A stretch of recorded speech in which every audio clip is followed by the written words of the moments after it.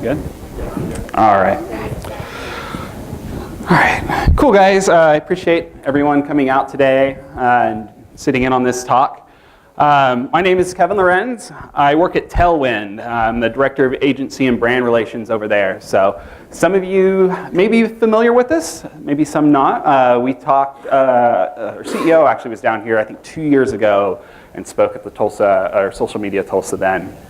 And I spoke up here in Tulsa last year at another event. We've made it around. So we're a smaller company. We started about 3 years ago. We're a startup out of Oklahoma City. And what we do is we provide social media analytics. So right now we're exclusively Pinterest. So we provide Pinterest analytics and insights, pin scheduling, a whole bunch of different tools.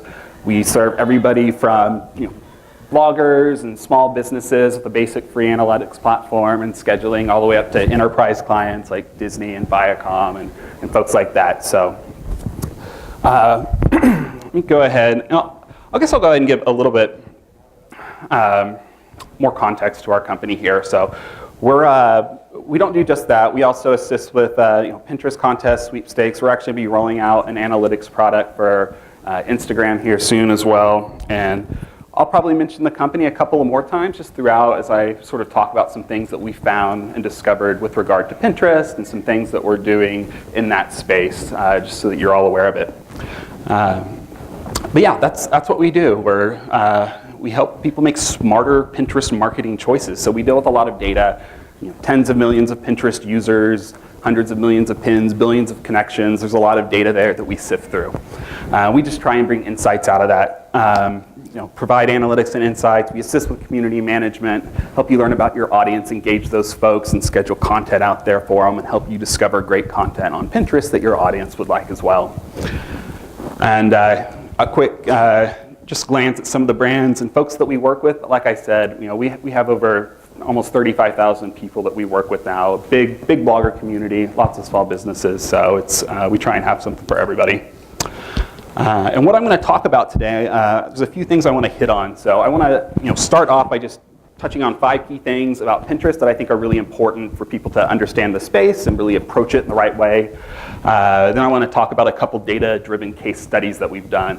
One with regard to Christmas and the holiday on Pinterest, sort of what the timing like that of Christmas looks like on Pinterest, and how a lot of brands and folks out there have actually totally mess that up entirely and miss the engagement and activity that happens on Pinterest around the holidays and any other seasonal event as well over time. And then I also want to talk about OKC Thunder, what they've been doing on Pinterest and also haven't been doing on Pinterest. The couple of times I've talked about this case study before has been outside of Oklahoma. It wasn't until about an hour or two ago that I realized their social media manager could be here, but I'm going to either way, I've got a couple mild critiques with regard to that. And then I want to talk about just what you guys should be doing, what you can be doing now. There are a lot of people out there who are using Sprout Social, Buffer, Hootsuite, things like that, and don't realize that there actually are a few pin scheduling tools out there. And Pinterest is a really time-consuming platform. If you think about how long it takes to create an image versus how long it takes to shoot out 140 characters on Twitter, there's a huge difference there. So I'm going to leave you guys some tips and different tools that you guys should check out and things like that there at the end. So starting with these 5 key things. Hitting the wrong button. The first is that Pinterest, by its very nature, is aspirational. A lot of social media manager bosses, I feel like, don't understand Pinterest. One thing that they really go into Pinterest looking for when they put their social person on the job of creating a Pinterest account is they want follows.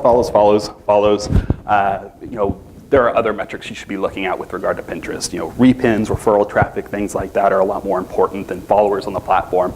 And I'll get to why in a little bit, but the very nature of Pinterest is very different than something like, say, Twitter, which is very much what you're doing in the present. It's a very temporal social network. It's not very valuable. Anything your users have tweeted a year or two ago is not going to be very valuable right now, but vacations that somebody was pinning about on Pinterest a year ago could still be very much relevant today because it's still something that they want to do since it's such an aspirational platform. Then Facebook is very much a profile of your audience. It's who they are, it's what they've done, it's where they've been, it's the music they like, the movies they like, and the friends they have. So it paints a picture of your audience. but only Pinterest really tells you, what your audience is aspiring to become, where they want to go, the things they want to purchase, the things they want to have for dinner, the things they'd like to make, the rooms in their home that they want to remodel, all kinds of things like that. Pinterest let you know that before any of your audience is actually engaged in those activities most of the time. So there's a lot of value to be had there. The second thing I want to talk about is that hyper-targeting is built into Pinterest. Those of you who use Pinterest regularly probably know that this is kind of an old screenshot, so they've changed the UI over time, but functionally, it's still really similar here. So you've got the follow all button in red and then the ability to follow individual boards. So it gives you the ability to, if you're an Etsy user and you're trying to get your own little business off the ground and you create jewelry and you create shirts, jackets, things like that, you may have somebody come across your account and they love the jewelry you create. They love the board where you're sharing out your own, necklaces and rings and things like that that you can make out of pewter, and they like the other things, other accessories that other folks have created that you're sharing out in that same board as well, but they may not be interested in the other things you're sharing. People may be interested in Tailwind's We Heart Social Data board and our Pinterest tips and insights, but they may not really want to see our Tailwind logos board. I'm even not interested in our Tailwind logos board, and I work there. Not every board is going to be really engaging to everybody, so a lot of people still really want the follow all. They want users to be following every single board they have, seeing everything the brand puts out there. But that's a surefire way to just, wear your audience out and ultimately have them turn on you and unfollow you. So being able to have that targeting built in is a real big plus when it comes to Pinterest. The third thing is the thing you probably hear most about Pinterest when people talk about it, and that's that it's such a huge driver of referral traffic. Referral shares we see about 12.5 times that of Facebook and 14 times that of Twitter. And that's the value. You hear people talking a lot about as well the average order value. So that people spend a lot more on Pinterest. They'll spend about double that of Facebook and a little more than double that on Twitter. And that's not to say that you have to have an Etsy shop or you have to be an e-commerce brand or something like that. The referral metrics alone are enough of a reason to be on there and trying to drive that traffic back to your website. And it's such a great visual space as well that it's difficult to really get your brand's personality out there and show off, really tell your brand story on something that's purely textual. You can do a lot of that personality-wise with Twitter. You can get emoticons in there. You can have fun. But visually speaking, it gives you a chance to really tell a lot about your brand and drive a lot of traffic at the same time back there. And I'm sure anyone here is a blogger as well. Just probably knows that Pinterest is where it's at. That's a great way to drive traffic back to your site here because of the viral nature. And I'll get to that in just a second. But another thing is that content lives much longer on Pinterest. If you look at Twitter, content typically lasts 5 to 25 minutes. Like I said, it's very temporal. It's irrelevant shortly after it's posted. You look at Facebook, it's about 80 minutes is what we've seen. And if you look at Pinterest here, we know that content lasts more than 1 week. It seems to be evergreen entirely, and really, I'm seeing stuff that was pinned years ago that's still regularly getting engaged and shared around, and which is, as an aside, makes it really important that if you have products that go out of stock, if you are that e-commerce brand, making sure that you have an actionable out-of-stock page so that people aren't clicking on these great things they'd love to purchase and just ending up at a dead end. And one thing I want to talk about here, just as an example of how long content lives on Pinterest, excuse me, I want to look at this family tree of a viral pin. So there's lots of pins like this out here. We were looking at a pin by Verena here. She shared this pin out to her 30 followers. It was a cool pin. So what you're looking at here are balloons that were aired up. You put a glow stick in it, throw it in your swimming pool for a nighttime party. And she pinned it out to her 30 followers. You can see it was repinned 4 times there. And Jennifer pinned it to her followers. It got 4 more repins. You can just kind of follow the tree down as you go. And about 68 repinners, 66 repins, and 32 weeks later, it hit a good friend of ours at Tailwind's account, Dan Ashback's account. He has about 1.5 million users. And once he saw that, he thought it was awesome. He shared it out to his followers, and then it got 2,300 repins after that. And then you can imagine this process just starting all over again with a whole new graph of people sharing this out there and sharing this out there. So when I was talking about the social media or the marketing manager who may not understand Pinterest and maybe pushing you for follows and get more followers, this is how Pinterest works. It's very viral in its nature here. Stuff spreads out there. That's why we work with tons of bloggers who have just 100, 200, 300 followers. But that doesn't matter. They're getting thousands and thousands of visits from their activity on Pinterest, from sharing this content out and spreading it there, and people are discovering them, and they're going back to the blog, even if they're not following on Pinterest. So the last thing I wanted to touch on here is that pins are more than images. So you guys might be familiar with Pinterest's rich pins. They've been around for a little bit. If you guys don't have rich pins on your site, it's something I recommend. They have rich pins for all sorts of different industry verticals now, and they're always expanding it. So rich pins provide context on the platform. What they'll tell you, like in this case, if we're selling lamps, it'll tell you that right now, hey, these lamps are in stock, and they're $421, and they're about $75 cheaper than their list price typically. If an item goes on sale, you'll get an email about a price drop alert. And rich pins, they're not just for product pins. They're for recipes. They're for movie pins. They're for articles. There's all kinds of different types of images that you could set up a rich pin for. And you just put some code in there. If you look up how to install rich pins on your site, it's real easy. We have it on our blog if you were to search for that. But there's tons and tons of different blogs out there to show you how to set it up. But it's great for Pinterest. It tells them more about your domain. They understand more about the site that this content's coming from. It's great for their users on Pinterest because the users know more. Instantly, they have all this context for this image. And when you're thinking about Pinterest algorithm, if they've got two similar images and one's providing all this rich context for them in the form of rich pins, that's going to be the image that they surface to users.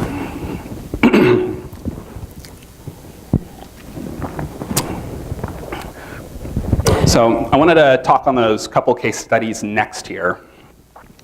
This first one is going to be late for Christmas. So most brands were late for Christmas, and then the Thunder. And this, we didn't look at this just Christmas a few months ago. It was actually 2013 that this is coming from. We saw a lot of similar behavior this year as well. And we were looking at a lot of different words here. So what we were doing is looking through pin descriptions with specific types of keywords and phrases in them, and trying to discover what was happening when we look at the volume of pins with certain phrases such as Cyber Monday, and ultimately we're trying to figure out when Christmas shopping season really starts on Pinterest. Is it Cyber Monday? I've got the last point in here because that's literally when Christmas shopping starts for me. It's an Amazon Prime member, a week before shipment stops. So, and on Pinterest though, what we've been seeing, there we go, is that a lot of people really missed out on that last Christmas. Over time, one thing we do at Tailwind is you can sync up Google Analytics or Omniture or other web analytics platforms, and we can tell you, hey, which images are really driving traffic and revenue for you guys, and we can learn a lot from that. We can tell you more about the sorts of images you should be pinning to drive more traffic back or to drive more sales, and we've seen just exponential growth over the last few years. Each year, exponential growth in the amount of money that SMBs are making around the holiday season. And year after year, it's jumping 80% in 2 years there. And this is when we looked at the volume of pins on Pinterest that had the word Christmas in them. Just in the pin description, once again, the phrase Christmas. You can see right there in the middle of November, pins just shoot up high, and the volume stays extremely high until you get to about January 1st, and it drops back down to a normal level there. But what we saw is that revenue coming from Pinterest, or Christmas pins on Pinterest, actually started kicking in about mid-October. So about a month before the brands actually started pinning for the season, which didn't make a lot of sense to us at first there. And we started looking into it, and here's where we see brands publishing content, promoting content, offering deals, loading their pins descriptions with keywords, which doesn't help, by the way, with the algorithm there. But right here is when we see customers really kicking in, and what we saw customers doing were creating gift lists, looking through holiday decor for the interior and exterior of their homes, looking for recipes for Thanksgiving and Christmas, planning holiday travels, ski trips, things like that. They started looking and thinking about it and planning in advance here. And remember, content lives longer on Pinterest. It lives a very long time. So here we have when brands pin, here we see when buying starts, and what we found is that any time before that, that's when you're looking at the optimal pin ROI. So that year, everyone was late, potentially millions of dollars lost conceivably, or not lost, but left on the table. And the winners there were the evergreen pinners. These were people who pinned the previous year, and that content got engaged a lot. Pinterest saw all those repins and likes, thought it was good content, was showing it to more people this year. And then come, October to November there, when we saw consumers really picking up on interacting with Christmas pins and planning that stuff out. That was the content they went to. Not everything that people were pinning in November, December, right on time, right when you would be for Facebook or Twitter. And those pins didn't really earn a lot in terms of ROI for the brands. This is an image, just kind of as another example of the seasonality of Pinterest to some degree, of a blackberry sage cooler. It's not a Whole Foods pin, but the Whole Foods account pinned it here. And it's very much a summer drink. You can see it was sort of flatlining leading up to June here, June 21st. It had about 690 repins. Then you look a month later, it doubled in repins in about a month. And then you can see it picks up a little bit, and then it actually flatlines through till about from October to March 2014 or February 2014, and I looked at this pin again about a week ago, and it's starting to pick up again, leading up to when it will presumably spike again in the middle of summer when it's very, very hot out. I've seen the same thing for Valentine's Day pins this year. So once you get to December 28th, some engineer in the Pinterest basement pulls the Valentine's Day switch and content starts going out there, and it's across the board. Every account I look at, when we drill down on our dashboard and look at how certain pins are performing on a day-to-day basis like this, the Valentine's Day pins start on December 28th and just shoot up for the next month and a half till we get to Valentine's Day. So trying to, and then the content that does best, another thing I wanted to mention, the content that I saw doing best there for Valentine's Day, once that December 28th day hit, was content that was evergreen. It was content that had already been on there a year ago, which leads to so many other issues and points on Pinterest, about just not deleting content. You want to let that content work for you and continue to work for you, unless it's really in conflict with if you're really rethinking your brand's voice and image and issues like that. I would consider deleting pins in that instance and a few others, but in general, you want to let these pins keep working for you season after season, year after year, especially if it's something seasonal. The next thing I wanted to talk about was the OKC Thunder here.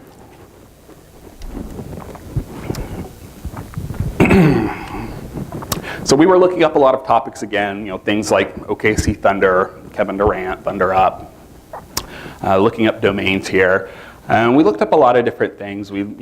Chesapeake Arena, Kevin Durant, NBA, OKC, Bricktown, anything that we could tie to the OKC Thunder here. And we were looking at how the pin volume changed over time throughout the year. So you could see when the Thunder and the Heat were in the playoffs there in 2012, where it's just a huge spike of content.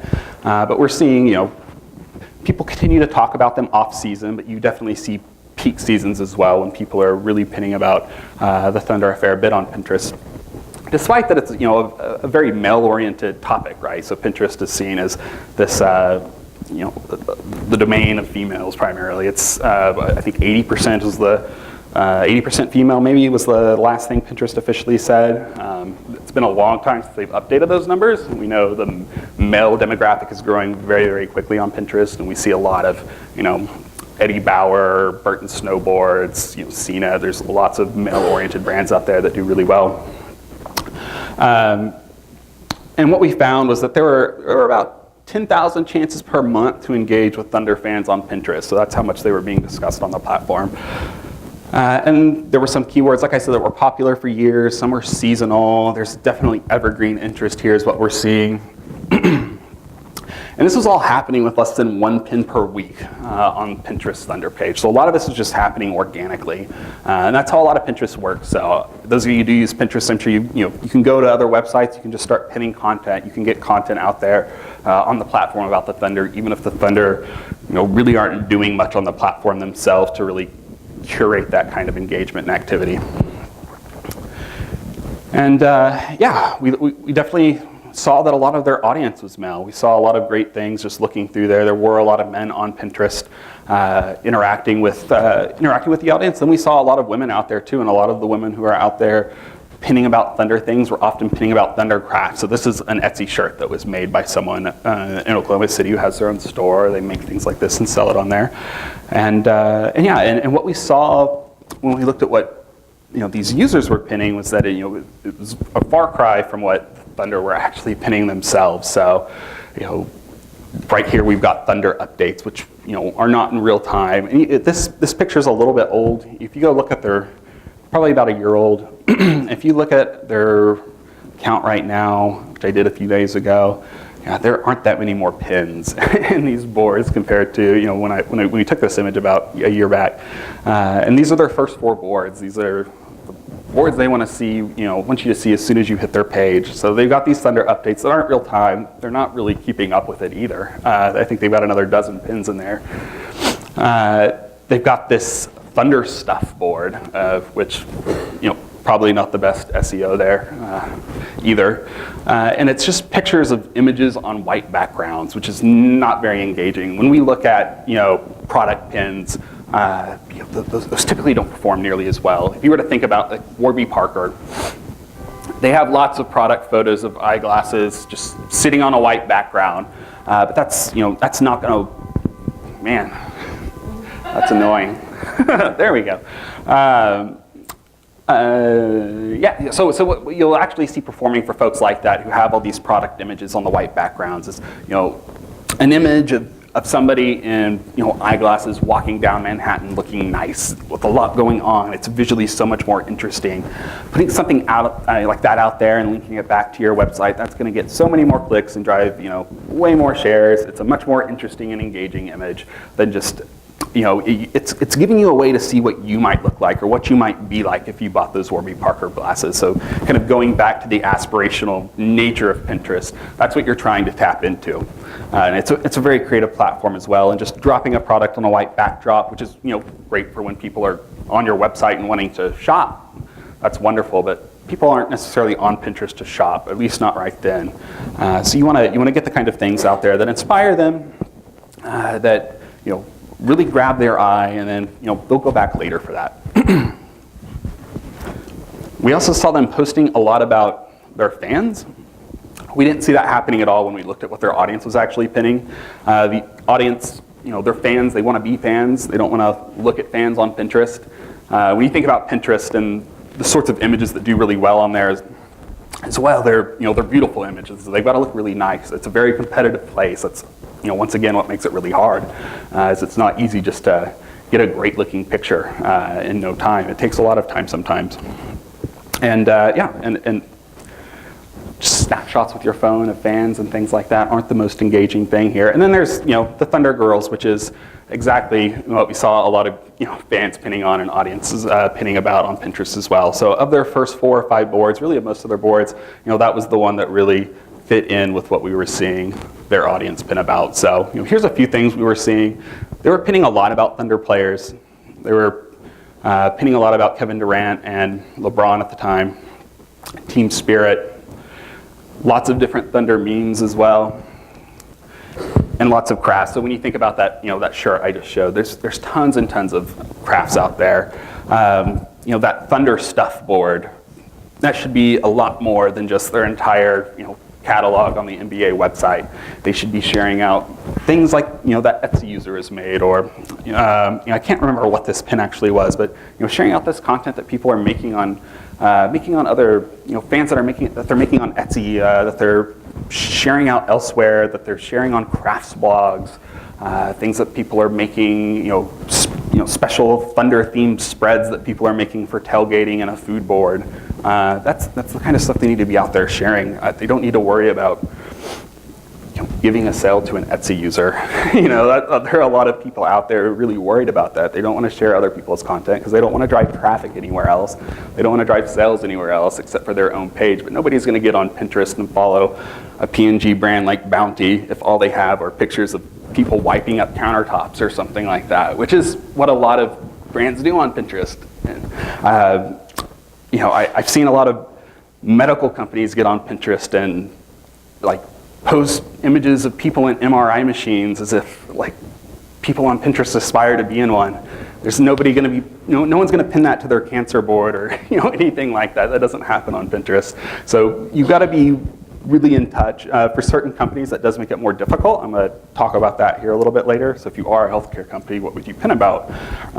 It definitely requires a little bit more creativity than other platforms. Actually, a lot more creativity if by the very, if your business model doesn't result in great visual content, just de facto. Like Whole Foods, for instance, they've got tons of recipes on their website. It generates lots of images. They're set. They don't have to put a lot of effort in there because they've got budget going towards that elsewhere in the company, and marketing gets to reap the benefits of that. And I forgot I had one more here. Anything KD. We saw a lot of that. So ultimately, what it comes down to is just making sure that you're pinning the right content. You're doing it. You're pinning to the right audience. You're targeting the right audience, and you know what your audience is out there sharing as well, so that you're not completely off the mark. And pinning it at the right time as well. So kind of going back to the Christmas example, making sure you're getting the right content out there at the right time, and don't delete it. It'll be evergreen when it comes back around next year. It'll be out there at the right time without you having to do anything a second time.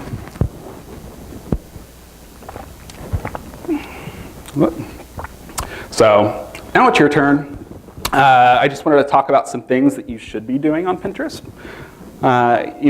Creating pins efficiently, great pins efficiently, is really important here. So this is a tool that I really like a lot. It's called Canva. I don't know how many of you have used it. They're a new company out of Australia, a few years old.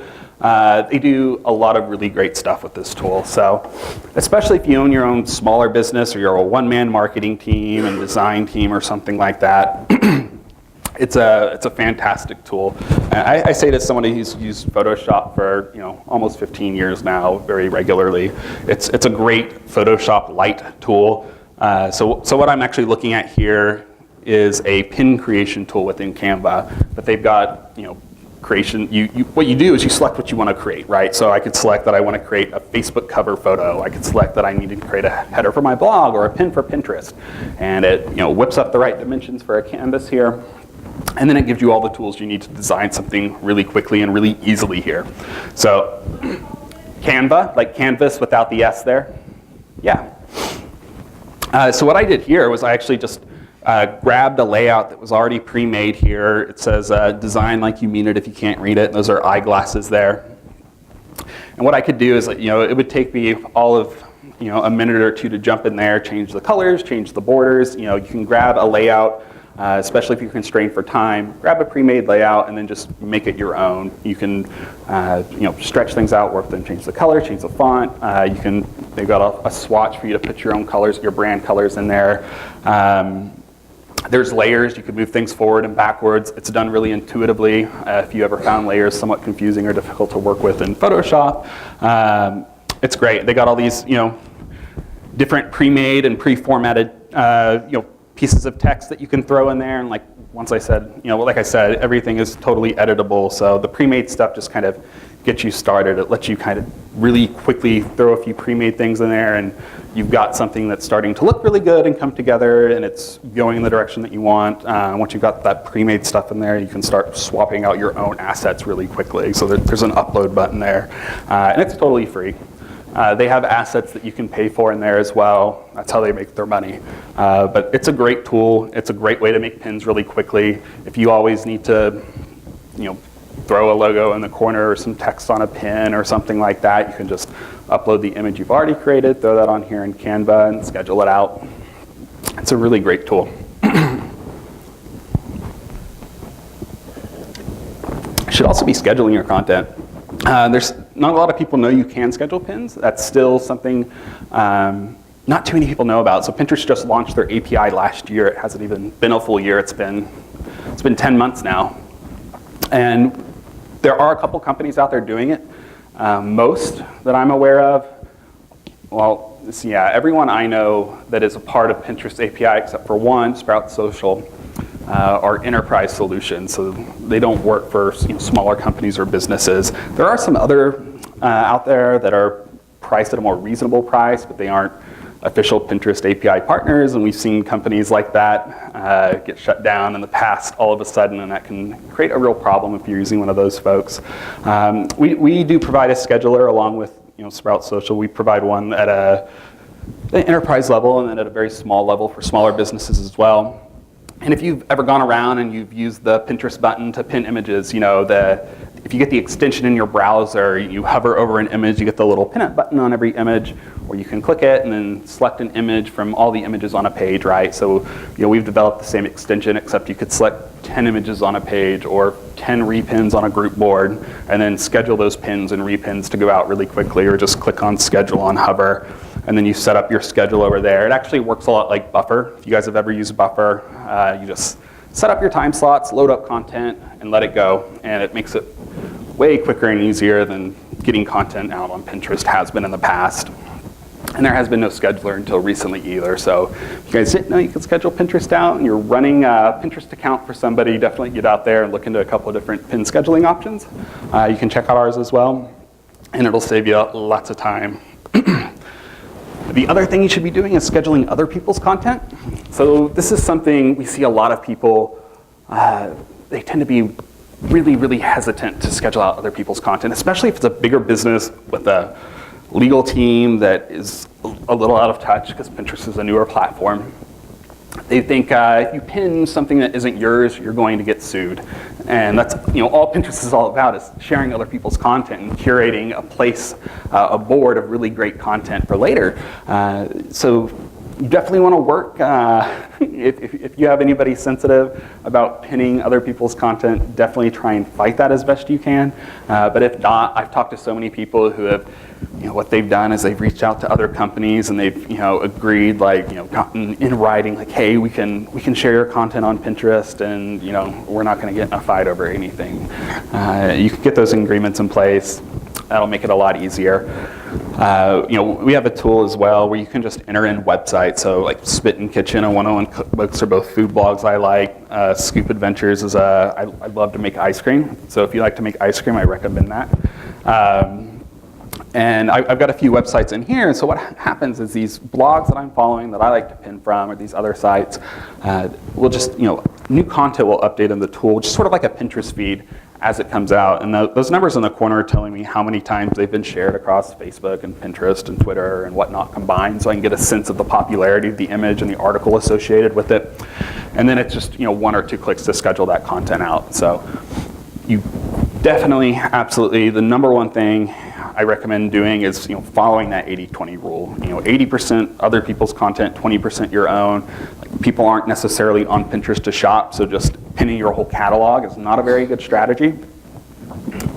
And if you are a smaller business, you've got a huge leg up on larger businesses that are too scared to pin other people's content. So you can create a really great experience, on Pinterest, just from that competitive advantage you've got. You can create these rich boards that do, you sprinkle your own content in there about your brand, but you've got a lot of other great things that are attracting people to follow those boards. So, if you are, like I said, a medical company or something like that, who are only pinning images of your own things on your website, you don't, if you're that strategy is never going to work. It's like I said, all they've got on their website are pictures of MRI scanners and things like that. It's not fascinating stuff. So having that advantage and taking, making use of the fact that you can get out there and share other things will do a lot as far as growing your account, growing the number of followers and repins that you're getting over time.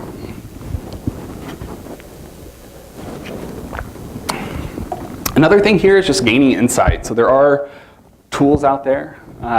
There's also Pinterest Analytics. So they provide their own analytics. They're pretty useful.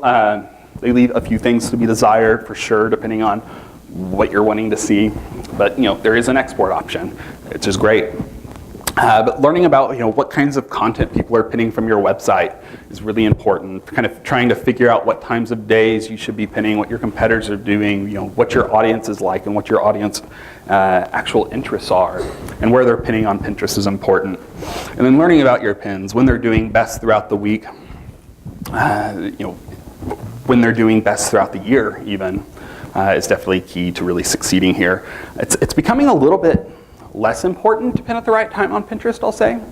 So, Pinterest has made a lot of changes to their feed last year, I guess around August, and now it's based less on who you're following. It used to be that if you had people who were pinning about your brand a lot in the evening, you wanted to be on there, you wanted to share that content out in the evening because most of any user's feeds was comprised of the folks they were following, what was most recently pinned.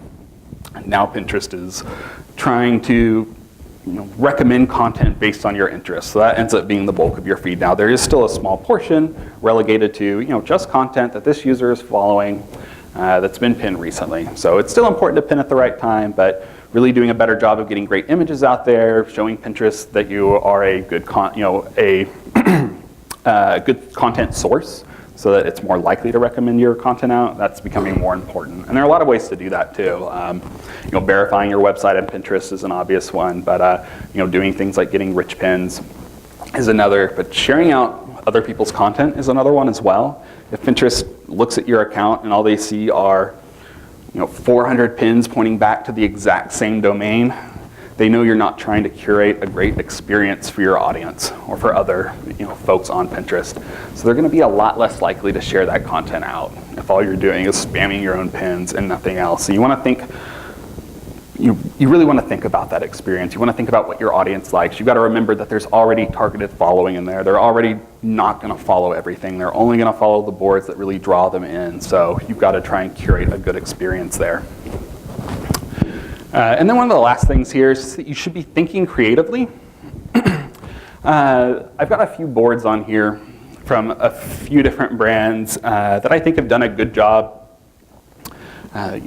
thinking about their company, their brand's image, and how to visualize that on Pinterest. So the first one on the bottom right there is General Electric.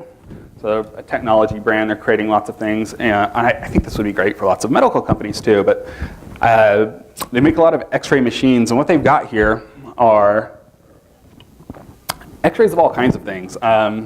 They have X-rays of electronics equipment, anything you can put in an X-ray they've got here. So, there's the bottom left one is a cup with ice cubes in it. I'm not sure what the other two are, but that's a great way of looking at, what do we make? Well, we make X-ray machines. Well, nobody's going to repin an image of an X-ray machine, but you can have a really cool board like this that piques people's curiosity and gets them, gets them thinking about what things look like on the inside, and it's really interesting. Yeah,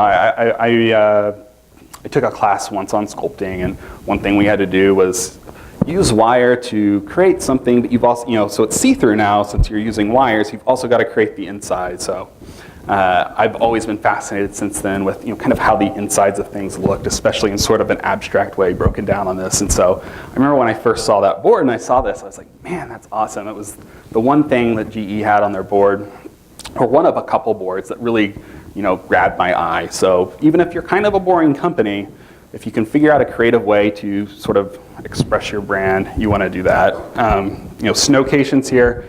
This is Capital One. So there's really nothing too fascinating about financial companies and credit cards, but what you can tap into is that desire to travel. And that's the kind of credit card I have. I have one that builds miles because I want to travel. I've got friends in other countries, and I'm really interested in seeing places like this. And that's their first board on their profile, I believe. I think it's the very first one. And that's what a lot of their boards are. They're they could be a travel brand or an airline brand if you didn't know any better, except for their, you kind of scroll down and there's some financial planning boards and some things like that I'm sure not too many people interact with. But this first image, it's a great cover photo. I'm still not even positive what it is. It's like a igloo made of glass. I don't know, but it looks cool. And it's out in the wilderness, and it's definitely something that grabs your eye. And then the last thing is geeky DIY. So CNET is where this came from. So CNET's, of course, a technology brand. It's very male-oriented. This is one of their top boards. They've got a lot of boards actually that are great. And this is one that, men can be geeky, women can be geeky. There's lots of women on Pinterest, and a geeky DIY board is, a great way to tap into that kind of DIY spirit that's on Pinterest, even if it's a lot of male-oriented, traditionally male-oriented topics and things here. So, like what we're looking at here in the cover photo is a little VR device for your phone, right, called Cardboard, where you build this up, you put your phone in there, you've got 2 eye holes, you pop it over, Velcro it down, and if you've got an app for it, you can kind of hold that up to your head and sort of get a very poor man's VR, but it's DIY VR from the home, right? And that's the kind of interesting stuff you'll find in there. How to create a speaker out of cardboard tubes for your phone, things like that. Like a little stand, you pop it in and it just shoots the sound out and amplifies it a little bit. So trying to think about what your brand does and trying to flip that on its head, or think about how you could tie it into these, if you're, actually I was talking to somebody else just earlier, if you're a health brand, if vitamins, things like that, or really anything related to health, boards that you might start thinking about are, vegan boards, gluten-free boards, diet boards, things like that, anything that you could tap into that would be, complementary to your, if all you sell are vitamins, just like, once again, bottles full of pills aren't going to get repinned on Pinterest. But if you can pin about that same lifestyle, if you can pin images, you could probably have a whole board on just, some of the most gorgeous hiking trails in the US, and people will share those just because they're beautiful pictures, but you're also trying to inspire, a lifestyle of exercise and a lifestyle of eating right. And then of course, you're going to be showing images of all sorts of things, probably not vitamins themselves, but things that will link back to your site that you have on your blog. And like I said, 1 out of 5 of your images are actually about you, but people are used to seeing all this great content that you're curating that are about what your brand is about in a kind of a larger sense. People will click on that stuff. They'll look forward to when you are appearing in their feed, and they'll click on those pins that are actually linking back to your site. And in the end, it's going to drive a lot of traffic back to the domain. But you can't just jump into Pinterest and pin everything on your website and not pin from other people's websites. It's a lot of stuff I see people doing, or just ignore it because your business model doesn't just naturally produce images for you, so you don't really touch it. At least get on there and pin maybe instead of 80-20, maybe 90-10. Don't pin too much stuff. Pin a lot more of other people's things, and you'll get noticed. Constant Contact, the email service, they have tens of thousands, if not hundreds of thousands of followers. I can't remember. They're a client of ours. They're big on Pinterest, and all they do is email marketing. But they really tapped into an audience on there of entrepreneurs, male or female. I mean, there's still a big entrepreneurial community out there, and they really corner the market on Pinterest because there weren't a lot of people addressing those folks. So they've got, quote boards. Quote pins are very big on Pinterest. So they've got, boards for small business quotes, all kinds of quotes that will inspire you to get up and seize the day and do your best. And of course, tons of infographics and things like that for B2B companies and other businesses out there. And they've just done a great job of really turning their Pinterest page into just a source of information for their audience. So, you can't pin about email marketing all day, but they can get some infographics out there every now and then they can pin about a lot of other great things that their audience is interested in. So, even if you're not a perfect fit, even if you're not, an e-commerce brand out there with you're a fashion brand with a catalog coming out every season with hundreds of different images for you to schedule out. I mean, that's easy for a marketer who's dealing with Pinterest. But even if you don't have that, there's still a lot you can do, and it's still a great way to get out there and really show off your brand's voice in a very visual way, as opposed to, like I said, the 40 character limit on Twitter. They're both complementary. So just some questions to think about here. Just when you're thinking about Pinterest, just what topics would people pin about when they, when you're trying to dig into your audience, trying to figure that out. Definitely don't do what OKC Thunder did and just try and figure out what seems right. Well, let's pin a bunch of images of our Thunder fans. Actually do the legwork and try and figure out, okay, what is your audience actually pinning about? And then That should inform what kind of board you should build. Try and figure out those good content sources. If you don't have a legal team holding you back and preventing you from pinning elsewhere, think about how you're going to engage the users on Pinterest. I didn't really talk about influencers today. I meant to kind of touch on that briefly, but if you are, there are a ton of massive influencers on Pinterest now, and try and figure out if there are any of them that you can work with. Pin to group boards with them, things like that. There's a lot of good ways to get exposure with influencers, and figure out who you can network with locally. There are places pins. You can pin about locations in your area and get into group boards with other local businesses and just build up a great board about Tulsa or Oklahoma City or Norman or wherever. I think they pushed out alerts, so when you're kind of actually near a place, you'll get notified if you've got a place pin that you've repinned, so that Pinterest will let you know, hey, there's that baker you love, and let you know you're about a half-mile away. So there's a lot of interesting things you can do if you just jump in, dive in, and really put some thought into it.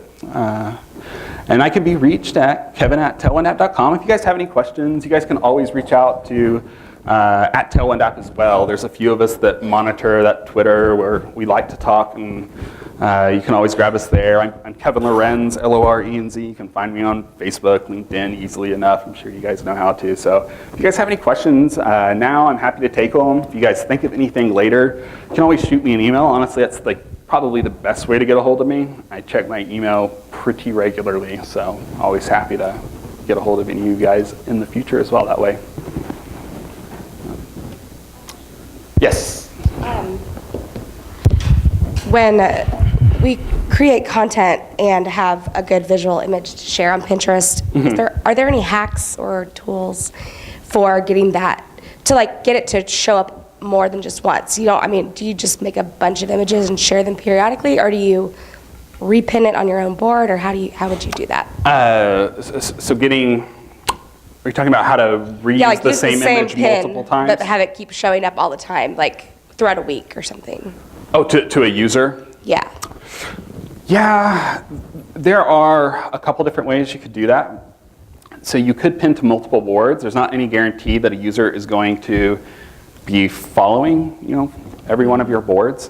One thing you don't want to do is pin a lot to the same board repeatedly. So that would be one way to, maybe you pin it to the same board every few days.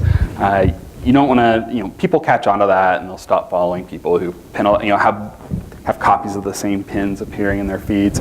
And one thing we recommend doing is those pins that you have that are really successful from last year or maybe even 6 months ago, go back in there, find that pin it to another board that it would be relevant to, and give it a second go around to potentially a new group of people as well. You definitely want to reuse those pins that were really, really successful. But yeah, I would say in general, you want to be careful about pinning that same pin multiple times. It's definitely okay to pin it out to a few boards initially. You won't bother too many people. I wouldn't pin it to 3 boards at the same time for those people who are following all 3 of those boards and getting 3 copies of that pin potentially. But you could spread it out over a few days, which is actually what I do with our scheduler. Sometimes I'll pin something out to 2 boards, maybe one to a group board and one to my own, maybe to one other, but I will spread them out over a couple of days, which is the best way to do that. Cool. Yeah.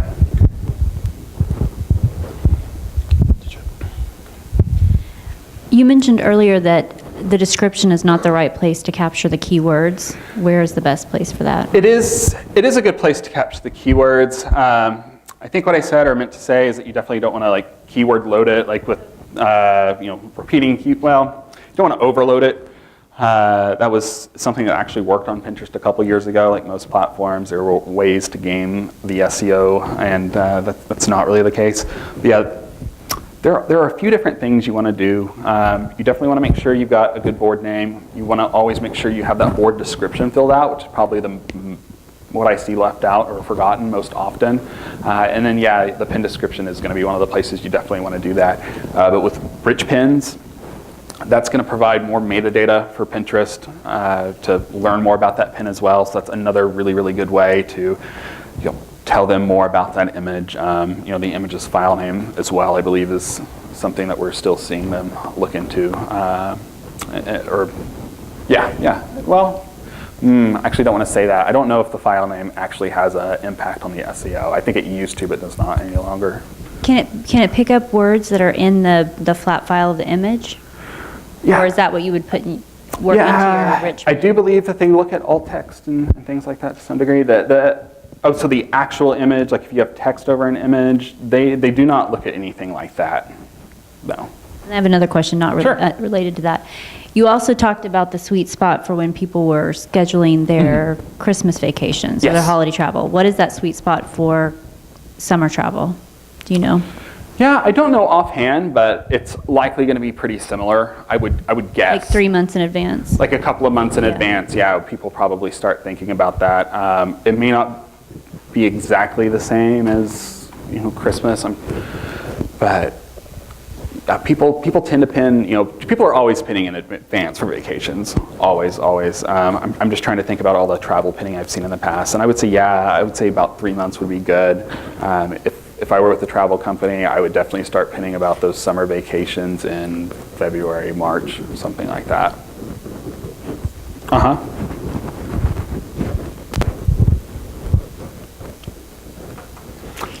Any other questions?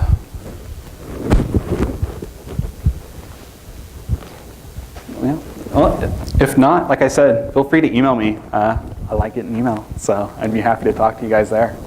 But I appreciate you guys for letting me come out here and talk to you all. Thank you.